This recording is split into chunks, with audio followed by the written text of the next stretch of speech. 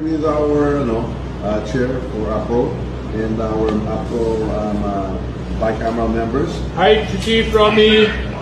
please kindly convey to the entire AFP, to our men and women in uniform, that as we committed, that the subsistence daily allowance from 150 to 350 has not only been affirmed but has been approved and is being signed right now, and we will ratify the bicameral report this afternoon. So please tell that regardless of whatever they heard, that's all fake news.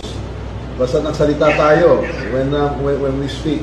I as a speaker in the House, when we speak, we mean it and we will always deliver. You are top priority, sir. Please tell the men and women in the AFP, top priority po kayo, and we are fully committed to support all of you and to keep your morale high and to always take care of you. Please convey that. Mabuhay ang AFP. Mabuhay kayo lahat. Okay. I will relate this, sir, to the troops on the ground, and then I will include this in my speech during the AFP anniversary.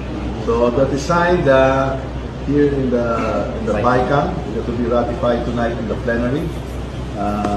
We will ratify the budget on Wednesday, and the President will sign it into law. That is as good.